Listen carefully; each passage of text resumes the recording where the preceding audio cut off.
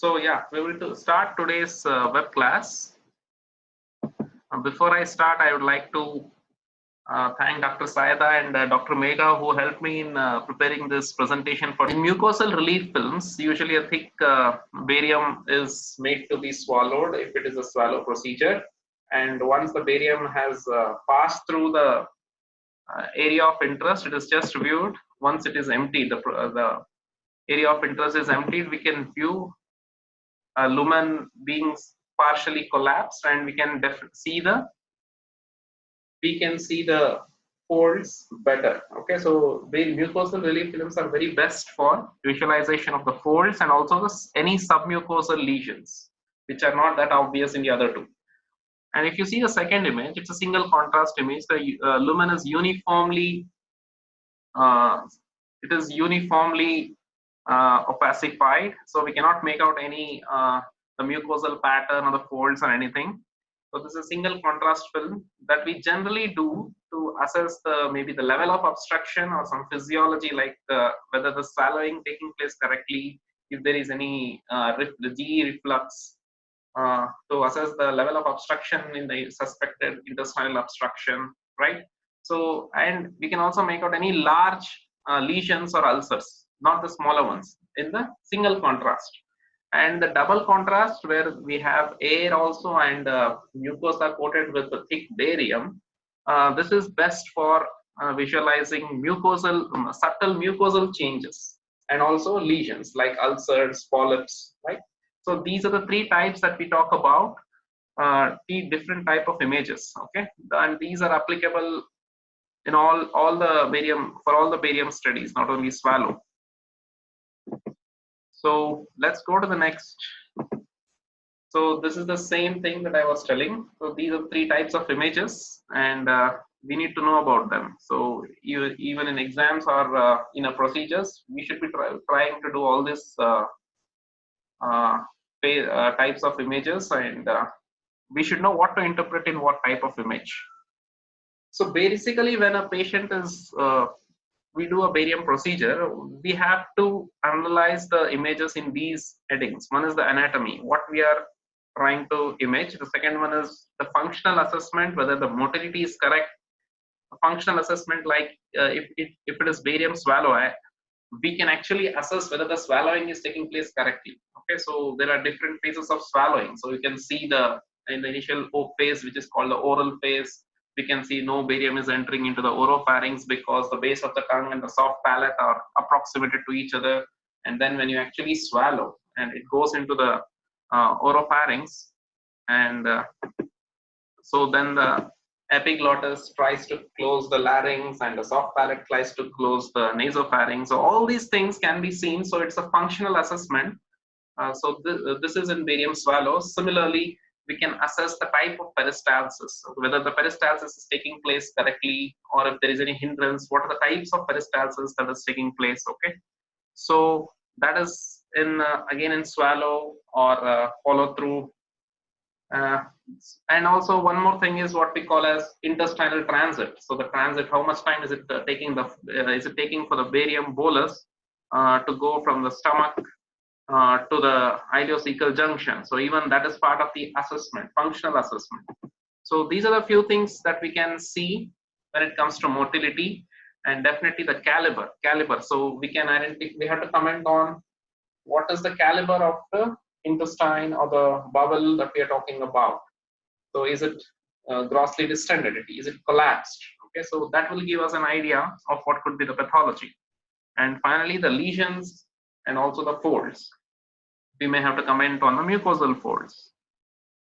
So just for an example, as far as anatomy, barium swallow, I told you we have to actually assess. The assessment starts from the oral phase, right from the mouth, okay?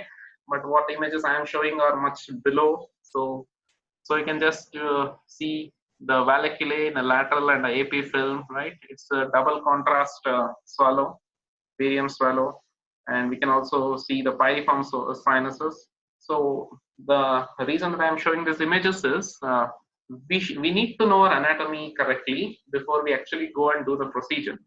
So there is a soft palate here, and we should be able to assess where is the epiglottis, what are these epiglottic folds, we should know the anatomy before we actually go ahead and for interpretation of the images. So can anyone guess what is this?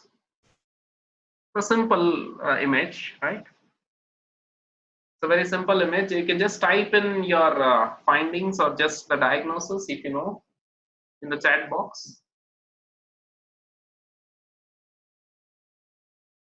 Anyone?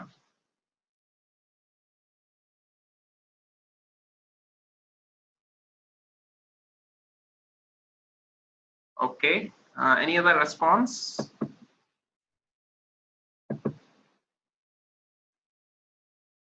Yeah, this is again another importance image showing the importance of knowing our anatomy pretty well, right? So here is a stomach filled with barium, and then there is the pylorus of the stomach. Then there is the first part of duodenum, and we expect the duodenum to be C-shaped, right, and cross across the midline, correct?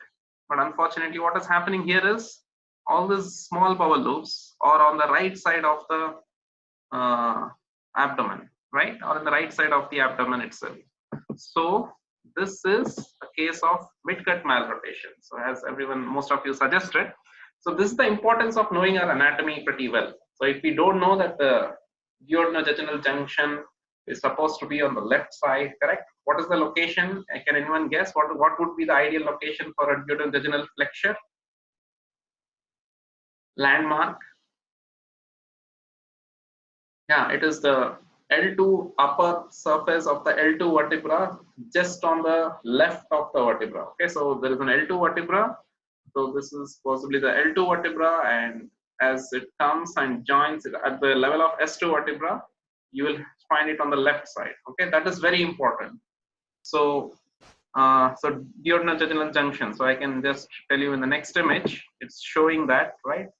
So this is just a graphical depiction showing the duodenum, and then there is a DJ junction on the left side of just to the left of the vertebral body L2, okay, at the superior margin. So this is very important to know. So these are some examples, just some examples of just quoting what the importance of knowing anatomy. Yeah, this is another image. So this is a small bowel barium study, correct? What we rightly call as follow through. So what we can see here is clearly, right, that this is the left upper quadrant showing small bowel loops distended with barium, and they have folds, right? You can see these folds which are numerous when compared to the bowel loops in the right lower quadrant. So this is how we try and differentiate which one is the ileum, which one is the jejunum. This is very much helpful, especially if there is any malrotation, to just identify which one is the jejunal loop or which one is ileal loop, and also to identify, especially in malabsorption syndromes, whether there is something called jejunization or ilealization. So all those things in celiacs true. So the jejunum will always have more number of folds, prominent folds, right, as compared to the ileum, which is almost foldless, which is less, and especially distal ileum may not have any folds at all. Yeah, I would just request some of you to just help those people who are typing in that they are not able to hear the audio. They just help them out with the typing the chat box what all they could do, just like they have to select the call via audio device, right? And they have to ensure that their speakers are not muted, such things. Okay, please help them out as we continue. So the left upper quadrant, so there are bowel loops which are closely spaced folds, and as compared to these are the ileal loops and these are the jejunal loops. So we should know how to differentiate ileal loop from the jejunal loop. So that is another point as far as the anatomy is concerned. Yeah, what could be this? Any guesses? Again, an easier one. You can just type in your findings. What could be this? As I again request everyone to ensure that their videos are not running, they have muted their videos. Kindly stop your respective videos so that it's not a distraction. Yeah, can anyone just type in? Yeah, I get a response that it could be in the piriform sinus growth. Okay, right side. I don't know why it's the right side. Fine.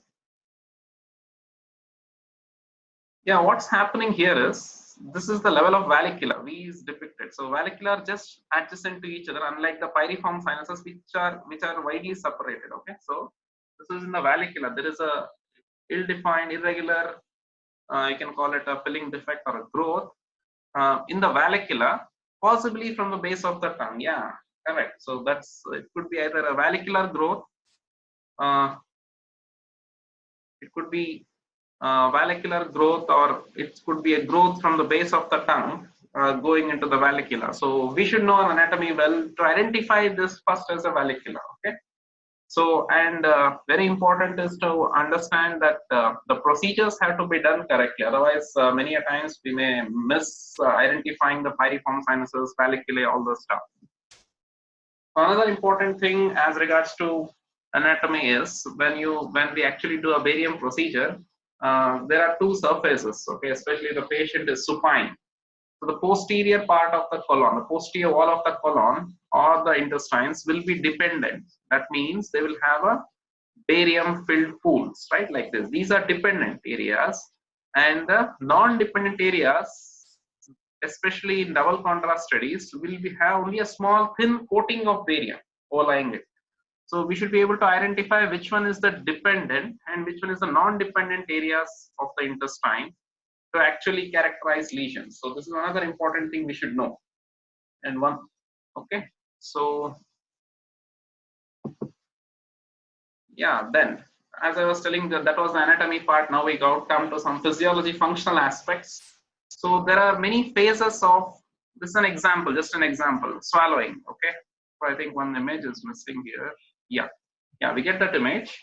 So initially what is happening is the patient starts to swallow. You can just see this is a pharyngogram phase almost. So it goes in and gradually peristalsis starts, right? Once the barium goes in, the peristalsis start in a proximal to distal directions, okay? And gradually there is emptying of the barium. So this is how normally a peristaltic wave goes, and when the first peristaltic waves that actually start because of the barium entering, when the barium enters and which goes from proximal to distal are called primary contractions. And once the lumen is distended with barium, there are secondary contractions that are very similar to primary ones that just try to empty. So even that is a propulsive type of peristaltic wave. So the primary and the secondary contractions are which are physiological, so that we usually see. We have to try and assess them. That's the importance of fluoroscopy. A spot image may not help in this. Fluoroscopy will definitely tell us. So what is this? Yeah, you can type and just let me know what could this be. Yeah, this is something called diffuse esophageal spasm, or tertiary, in simple terms, tertiary contractions, right? Which are of non-propulsive type. So they are of no use when it comes to actually taking the foot along or the barium column along. So they are just irregular. They are contractions at multiple places at the same time, which is of no use actually. So these are abnormal contractions. So this is another way of identifying corkscrew esophagus, right? Correct. Diffuse esophageal spasm, corkscrew esophagus, they're all the same. So we have to try and identify the pattern of peristalsis. Otherwise, these are the advantages of barium, which we will not be able to make out on a CT or an MR. Okay, so that's the importance. So we have to do a functional assessment in terms of the movements and the peristalsis. So again, this is the corkscrew. So just to tell you, yeah, what is this? Another easy one, very easy one, right? So this is, I think, MBBS level images. Yeah, this is achalasia, correct. So again, another problem of peristalsis. So the lower esophageal sphincter does not relax in response to the dilated lower esophagus. So that is what is achalasia cardia. So that is how we identify. What we need to identify is there is gradual tapering. Okay, it's a gradual tapering of the distal esophagus, right? And a barium pool, the pooled barium proximal to it in the distended esophagus.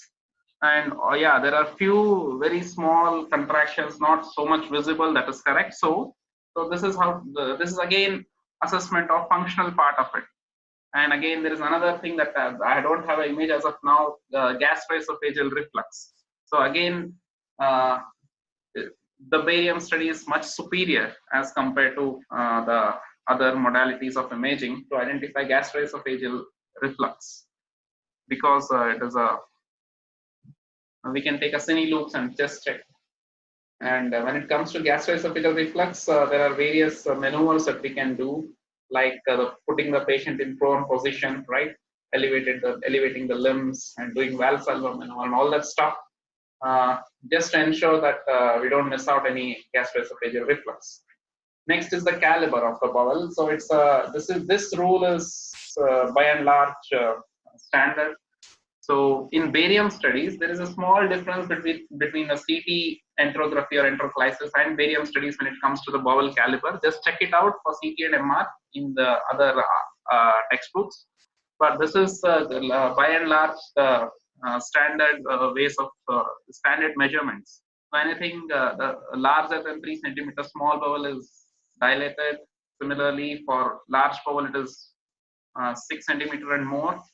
And cecum and sigmoid, cecum especially, it can be normally up to 7 to 8 centimeters in diameter, and anything above 9 centimeters is dilated. So 3-6-9 rule, easy to remember.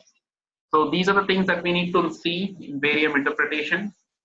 Yeah, coming to the next part, that is lesions per se, right? So what are the different lesions that we come across? One is, there are two types basically, the protrusions and the depressions. The protrusions are something like polypoidal mass lesions, right? Or physiologically, they can be just folds which are protruding into the lumen of the bowel that we are talking about. And depressions are ulcers and diverticulae which are projecting away from the lumen. So with towards lumen are protrusions, and depressions are away from the lumen, the direction basically. So we'll just see what it could be. So here comes another thing that we need to know. What is a end-phase view and a profile view? So any lesion, better to characterize as seen on an end-phase and a profile view. There are two types, okay? So what is an end-phase view? End-phase view is when we see the lesion from the front, okay, or from the back. It's an AP or a PA projection of the lesion. That is an end-phase view, as the lesion is seen from the front. And when a profile view is as it is seen tangentially or lateral view. It's something like a lateral view of the lesion. So we need to see in both the direct ways, right, to characterize the lesion as what is the type of ulcer or a diverticula, polyp. So it's very important. Similarly, this one. So what we can see here is the rectum, right? It's barium enema. There is a barium pool. It's a AP view supine projection. So the barium pool is in the posterior wall, and there is a filling defect in the posterior wall, right? So a lesion, a polypoidal lesion or a mass lesion, will form a filling defect. I'm talking about a protrusion or a mass lesion or a polypoidal lesion on a dependent surface will cause what we call as, yeah, filling defect in the barium pool. So that is very important to identify, okay? Otherwise, anyone can mistake it to an ulcer on a non-dependent one and all that stuff. So we have to identify the whether it is a dependent or a non-dependent surface. So there is a barium pool and there is a filling defect here. The same lesion, once the patient is turned, right, to prone position, we can see the barium pool here. So now the barium pool is anterior because the patient is in prone position. So the barium pool has gone anterior, and this particular area that we are seeing, this is the ulcer that was there, correct? Now, how to identify this? Etched with barium, right? It's the rim is slightly white, correct? So the non-dependent mass lesions or polypoidal lesions will have a stain of barium. Rather than appearing as a filling defect, they will appear as a staining of barium if they are in a non-dependent So it is better to assess both in dependent and non-dependent locations every lesion, like taking the first the supine and then going to the prone. So this is very important to identify. Yeah, what is this? Again, another easy one.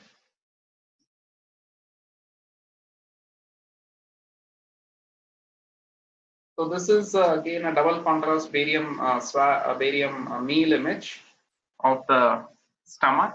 Yeah, it's correct. These are aphthous ulcers. Where all can we see aphthous ulcers in the GIT? Yeah, the first one is just some stomach ulcers, gastric ulcers. Gastric aphthous ulcers are very common, right?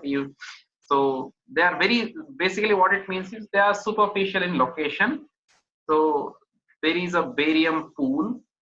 Again, the barium pool will only be caused if they are in the dependent location, right? So very important to notice that dependent location, they will be filled with barium. Non-dependent, they will be just etched with barium. So that's the difference. And surrounding the barium pool or the crater centrally, there is a halo around them. So that is just edema, the raised mucosa which has displaced the barium all around it. So it is not stained with barium. So that is how to identify. And there are multiple ulcers here. As rightly suggested, it is also seen in CROHNS disease, right? Early stages of CROHNS disease in the distal ileum. So that is where we see the aphthous ulcers again. What is this?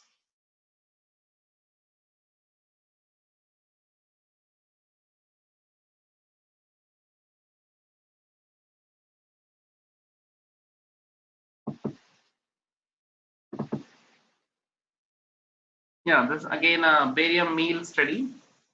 So what is happening here is, this is the lesser curvature. This is the lesser curvature, correct? And there is a filling defect here. There is a filling defect here. And there is a barium pool in the center. Actually, this is a lateral view of the ulcer.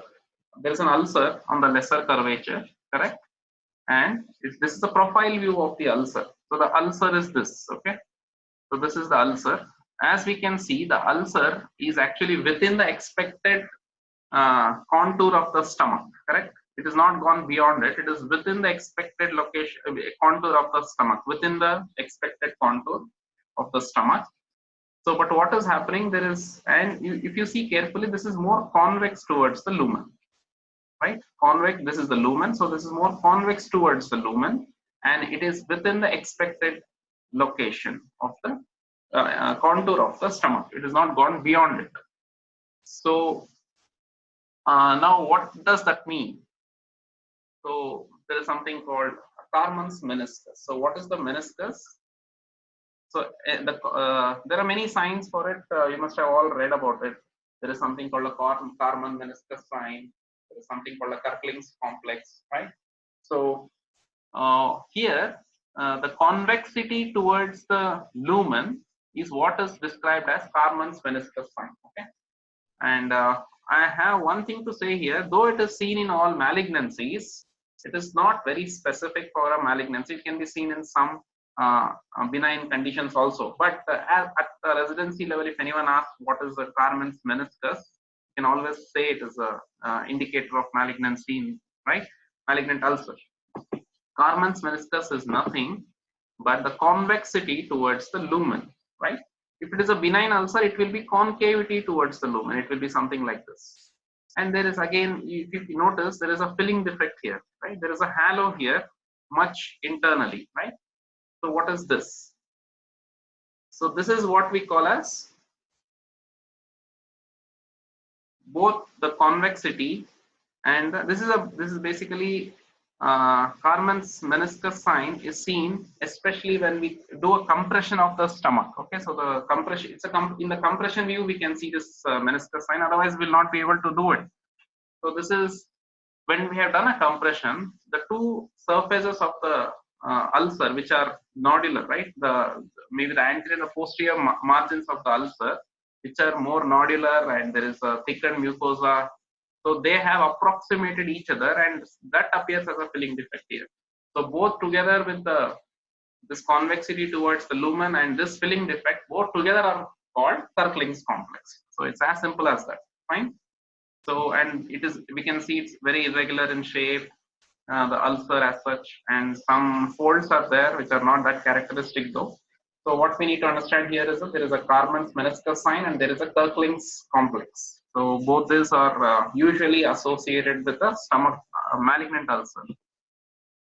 And malignant ulcers are most common along the lesser curvature. In fact, any ulcer is more common along the lesser curvature of stomach. So there is a lesion here, right? This is a lesion I'm talking about. Again, this is a barium swallow. There is a small lesion, and this one is outpouching from the contour. So it is outside the contour of the stomach, and there is a small line here, right? So this is how a benign ulcer will appear. So this is an example of a benign ulcer, which will be outside the contour of the, which will extend outside the contour of the stomach, correct? Very smooth margins, right? And there is a small thin line which may or may not be seen all the time, and this is just overhanging mucosa, also called a Hampton's line. So this is how a benign ulcer will appear. So just remember this, how to differentiate a benign and a malignant. Another way of differentiating ulcers, benign and malignant, especially in stomach, are to see the folds. So there are mucosal folds which will run to the ulcer margins, right? So if they are all touching the ulcer margins, they're very thin, regular, radiating from all directions, very thin, right? Uniform in size, and reaching the ulcer margins, they are benign. It's of benign nature, correct? And if the folds are thicker, right, nodular, irregular, we can't even make out what's happening. Nodular folds, right? Or nodular folds, and they may not reach the ulcer margins. They'll be much shorter of ulcer margins. So these are how to differentiate a benign and malignant ulcers again. So this is how this is the graphical depiction of a benign gastric ulcer. This is the lumen of the stomach, correct? And this is the ulcer per se. So the ulcer is beyond the contour of the stomach, as I told. This is called the ulcer crater. Okay, this part.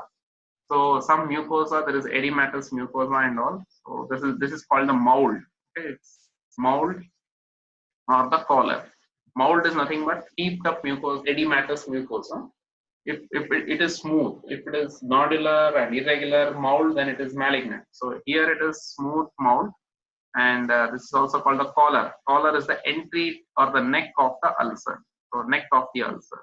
And there is a small mucosal overhanging margin here, which is called the Hampton's line, and there may or may not be a cleft underneath, so that's not important. So what we need to know is there is something called ulcer crater, there is something called ulcer mound, ulcer collar, Hampton's line, and if it is malignant, there is a Kirkling complex and a meniscus sign. So these are the things that we need to know. Just to differentiate benign and malignant ulcers, so benign are projecting outside the lumen, the contour of the lumen, and they are endoluminal. They are smooth rounded, and the ulcer is usually deep. They are shallow ulcers, irregular, smooth ulcer mound, nodular ulcer mound, the heaped up mucosa that I was talking about, the smooth gastric folds that reach the margin, nodular gastric folds that do not reach the ulcer margin, Hampton's line, benign, and Karman's meniscus sign in the malignant ulcers. Yeah, there are three images of the esophagus again. So can you just try to tell the diagnosis?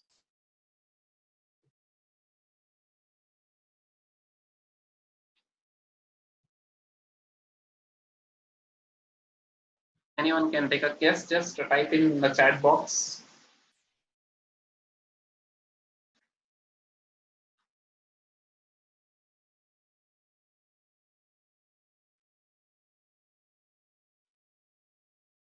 These are just examples I'm quoting. We'll have a much detailed web classes in future. This is just an overview, just to present what all things we have to see. Okay, so I'm not going to deal with each and every pathology in today's class.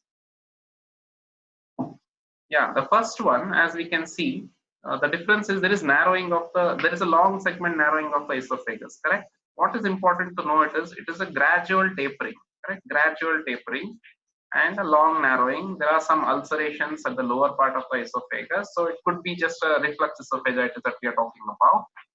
The second one, just see, it's not gradual. There is a sudden change in caliber, correct? So there is a shelf-like projection here and very irregular margins of the esophagus. So this is a malignancy.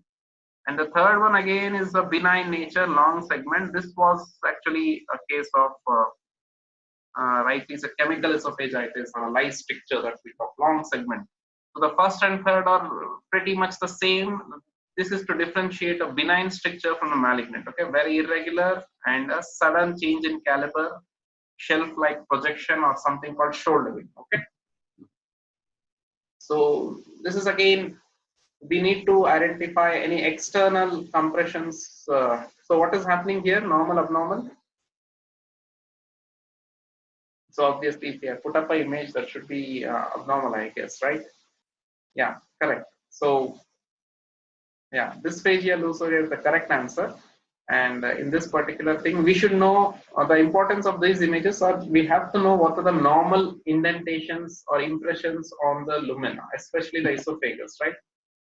As far as esophagus is concerned, there are at least 4 different normal indentations that we come across. External indentations, the indentation on the aorta, the left main bronchus, the cardia, and at the G junction. So it's very important to know those indentations. And other than that, if there is anything extra, then it is abnormal. Like for this case, this is almost at the aorta, right? Arch of aorta. But what is happening is there is also posterior indentation. So this was a case. So this is a case of aberrant right subclavian artery, as rightly told by all of you. So we need to, again, anatomy is very important, and to identify whether it is intraluminal or extraluminal is again one more thing. So I'll discuss it later again in the next subsequent slides. And this is again straightforward, a case of barium swallow, right? So always when you do a barium study, just don't concentrate on the lumen, concentrate on the adjacent parts also. Now here the prevertebral soft tissues very much thickened or foci of air. So there was an abscess in the prevertebral which was actually causing the indentation. Yeah, so that is very important to not to just look at the lumen, but also adjacent structures also. What is this? Again, a spotter and the easiest spotter of all. Yeah, this is a cricopharyngeal web. Specifically, there is some, the esophageal webs are different locations. So you have to tell it as a cricopharyngeal web. It's a shelf-like projection, which causes a shelf-like filling defect from the anterior margins. Similarly, if it is on the posterior, there can be osteophytes or vascular loops and all that stuff. So we should know what are the different indentations or filling defects that can come in what location. So this is at the location of C6, so we have to call it cricopharyngeal web. So those were about the ulcers and external impressions and all that stuff. Now let us just try to analyze how to differentiate a polyp and an ulcer. Okay. So this is a very classical image. I have directly taken it from Gore and Levine. So beautiful image I have never got in my life in any of the barium studies. So I have just taken it from Gore and Levine. And so this is something called Bowler's hat sign. So this is to differentiate a polyp from the ulcer. Diverticula, sorry, polyp from a diverticula. Okay, so the polyp usually will be like this, projecting into the lumen from the mucosa, right? That will be a polyp. So the dome of the hat will be towards the lumen, and if the dome is towards outside, exterior, it is a diverticula. As simple as that, right? So some great person has labeled it as a Bowler's hat sign to differentiate a diverticulum from a polyp. Similarly, there is another sign, even this is from Gore and Levine. So there is something called Mexican hat sign. So the Bowler hat sign was actually a profile view, the lateral view of the lesion. Okay, Mexican hat sign is an end-face view, as if we are seeing it from the front. So Mexican hat sign depicts there is a polyp inside, basically, correct? So the polyp seen end-face. So the larger circle represents the polyp itself, and the smaller one is the neck of the polyp, the stalk of the polyp. Okay, this is the head of the polyp, and this is the stalk of the polyp. So we need to know that such things exist, and yeah, definitely polyp lesions. If we do a very good double contrast study, we will just get these images. Another case could be anything. Yeah, any guesses what this could be? Varices, okay. Pseudodiverticulosis, okay. Chemical, fine. So pseudodiverticulosis is as close as possible, I guess. Yeah, this is a candidiasis. This is the candidiasis. So what is important is it's very irregular filling defects, right? Right, nodular filling defects are there, very irregular, and what we can see, even the margins are not regular, correct, smooth. So this is a case of candida. So this irregularity and shabby appearance, actually they call it shaggy esophagitis or a shaggy esophagus, which is seen in the later phases of candida esophagitis. Initially there are only ulcers, right? Small ulcers gradually develop into other things. So what what happens in candida is there are actually not ulcers, there are plaques. Okay, there are plaques. Plaques are slightly elevated lesions.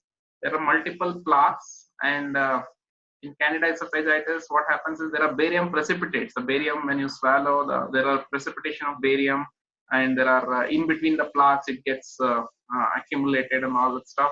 So these are not actually diverticulae outside. These are within the lumen. So they are giving a pseudo diverticulae appearance because they are flakes of barium in between plaques. So very difficult to identify, but this appearance is classical. So very shaggy appearance, shabby appearance is the later stages of candida esophagitis.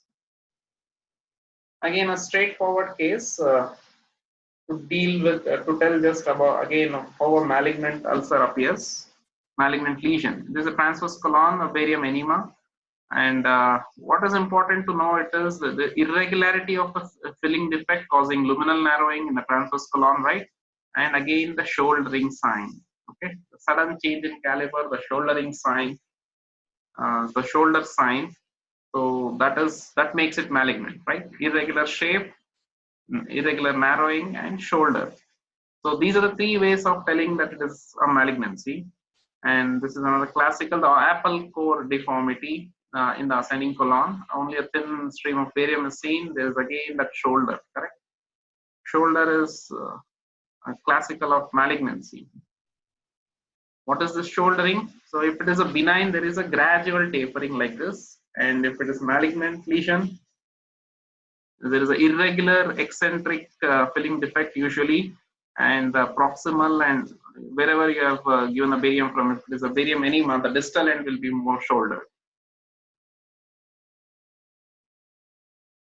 Again, diverticula, to identify, diverticula appear differently, whether if they are in the dependent position and differently if they are non-dependent. In dependent, obviously the diverticula will be filled with barium, and non-dependent, they will be etched with barium again. Okay, so remember we have to try and identify based on this. So this is the different types of diverticula, different locations. So we should know that something called Zenkel's diverticulum is there in the posterior part at the level of the cricopharynx, right? So classically called Zenkel's diverticulum. What is this? Any guesses? What is this?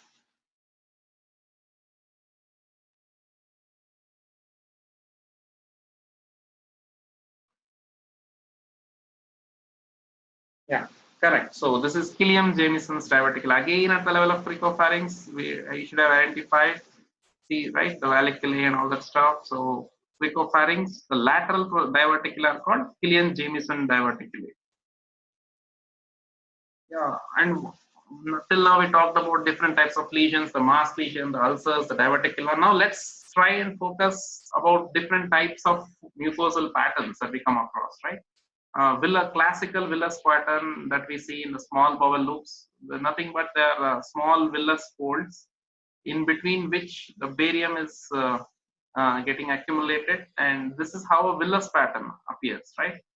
So there are small indentations and barium loops, so alternate areas of lucency and barium filled interstices between the villi.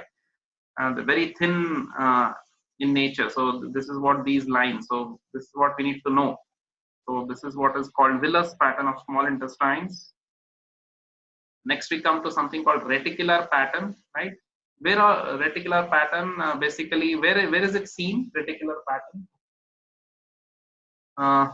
The reticular pattern is only indicates that there is some columnar cells there, so it's very important. So anywhere you find columnar cells, you may actually see the reticular pattern. More commonly seen in something called area gastracea of the stomach, correct? Yeah, Barrett's. Whenever there is a columnar metaplasia in the distal esophagus, again reticular pattern appears. As I told initially, esophagus is either featureless or have only longitudinal folds, and few times you can see transverse folds, especially in the upper esophagus. But when you start seeing these type of reticular pattern in the esophagus, start thinking that is Barrett's. Okay, so columnar, basically there are islands of columnar cells and there is a gap between these islands. So wherever there is columnar cells, so that is where the barium fills in and gives rise to reticular pattern, usually seen in the stomach antrum, right? Also in the Barrett's esophagus. Again, the stomach here, we are able to see that same reticular pattern in the antrum and pylorus. Also, we see the longitudinal rugae, right, in the proximal part. So this is the normal appearance again. There can be longitudinal rugae also, and there can be reticular pattern. So more reticular pattern is also dangerous. So many people have associated with the H. pylori infection and all that stuff. So reticular pattern, though it is seen in the antrum of the stomach, it should not be seen more prominently in other places of the stomach also, right? So again, the normal appearance of esophagus is depicted in this. So we can see the longitudinal folds. Sorry for the. We can see the longitudinal folds in the middle image, correct? So, and we are seeing some transverse folds. So longitudinal folds are normal, and it can appear featureless as in the first image also, normal appearance. This is a mucosal relief film with longitudinal folds, and there can be transverse folds also because of contraction of the muscularis propriae. So even that is normal, though labeled as feline esophagus and all that stuff, but again it is a normal variant. So we should be aware that these are the normal appearances, right? But when we actually start seeing this nodularity, right? Not typical reticular pattern here. There's some nodular pattern, right? Nodules with filling defect and all that stuff. So that longitudinal rugae are not seen very obviously, and it is not featureless, and neither the transverse folds are seen, but we are actually seeing something different in the distal esophagus. So this is a reflux esophagitis going into Barrett's, right? So that is how we can differentiate what is normal and what's abnormal. Again, another pattern that we come across is granular pattern. So you can see granules. Reticular pattern, it was like meshwork, right? Granules, you can have focal filling defects, right? Alternatively, there are some barium filled spaces in between. So this is what is called granular pattern, usually seen in ulcerative colitis, right? Or wherever there are, it can also be seen in CROHNS disease. Basically, it means there are some elevations or granules that are developing in the mucosa. It's usually, whenever we see granular pattern, it is mostly abnormal. So that is what we need to understand. So in Crohn's disease, initially we told there will be aphthous ulcers, right? Superficial ulcers. Gradually they penetrate deep, and then they form what is called cobblestoning, right? Cobblestoning again are few elevated areas, and in between there are interstices which are occupied by the barium. So this is what is cobblestoning that we see in later stages of Crohn's disease. So we should know something like this also exists, this pattern. Now coming to the varices, right? Varices, important is the longitudinal folds are seen, but they are serpentine in the esophagus, right? They are serpentine lesions, and you can see the contours are pretty normal, smooth, serpentine appearance. of the longitudinal folds thickened and serpentine. So that is when we actually start calling it the esophageal varices. So just to tell, this is a stacked coin appearance or a picket fence. Both are one and the same. What it means is thickened folds, mucosal folds in the small bowel. Okay, it's basically this terminology is reserved for small bowel fold thickening, villous thickening. So thickened, and in between, you see the distance between the two barium filled interstices is larger, but they are uniform, almost uniform throughout. So these are thickened villi and barium in between. So, and they are very straight columns, right? They are very regularly spaced and very straight columns of thickened villi. So that is what has been depicted as picket fence or a stack of coin appearance.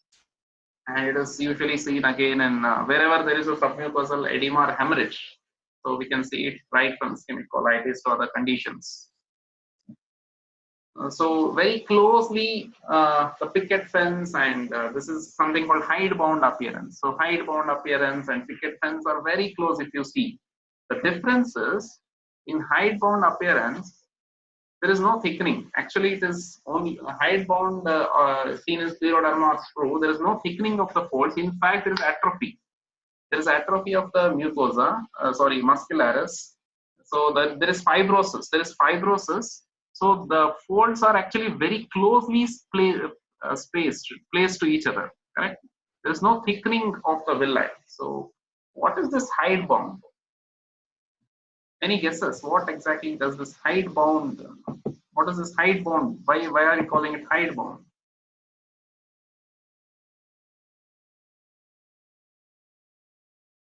A hidebound is basically a malnourished animal or something where we cannot separate the skin from the bones. That's what it's called. Okay, it is bound by the skin, and there are no much muscular layer in between. So basically, it's a terminology for animals that is used. What it means, you cannot stretch it. So in this also it's the same. So very closely spaced.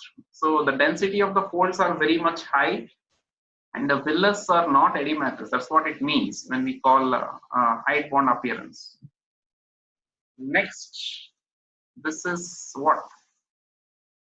Large bowel haustral thickening. So this is a large bowel. In this, there are haustra and they are thickened, and when this occurs, we call it a thumb printing or a fingerprinting, thumb printing sign, right? Again seen in ischemic colitis. So there is another terminology, though it looks like very reticular pattern and all that stuff. They call it the carpet lesion. So the carpet lesion usually is described in tubulovillous adenomas. They are all filling defects. All these are adenomas, multiple adenomas, right? Filling defects and turning into malignancy because of the irregularity that is seen here. So there is a terminology called carpet lesion also. So what is this? Till now we discussed many lesions which are malignant. This is just an indication. This is a lesion which is totally benign. Okay, there is a smooth filling defect. Yes, perfect. The very, very smooth filling defect here. And what we can make out is it is forming a very acute angle with the bowel wall. Okay, so it is within the wall of the lumen. Okay, so it's a benign condition which is there within the wall of the bowel. So what we have to understand here is it's not malignant. There is no irregularity here. So this is how we can differentiate three types of lesions in the bowel related to the bowel. One is intraluminal, this one is intramural, and the third one is extrinsic compression. Intraluminal, there may be slight widening of the lumen, but the bowel wall is relatively okay, and it again forms an acute angle. And there will be actually dilatation of the lumen. And if it is it's intramural within the wall, it forms an acute angle with the wall. Okay, it's this acute angle with the wall. Again, there is no gross dilatation of the lumen. And in fact, if you take two tangential views, the lumen may appear stretched in one of the perpendicular view. Okay, and extrinsic compression forms an obtuse angle. So this is how, and there is more displacement of the lumen when if it is an extrinsic compression when compared to the intramural. Intramural will not cause displacement of the wall as much as an extrinsic compression does. So just to differentiate different types of lesions. This is what I thought I'll just try and cover, giving just an overview of different type of lesions. I am sure many of you already know about many of these things, but I thought it is very useful, especially for the first years. And so hope it was a useful class. This is the last slide of mine, and we will definitely have many more classes on individual. We'll try and have many more classes on individual parts of the GIT, right from esophagus to the colon. I hope it was useful to everyone. That's what I just hope. Okay, our intention is to ensure that we are of some use in your becoming a good radiologist. That's all. Any feedback, kindly mail me. You can just message me on my number. It's there on the screen.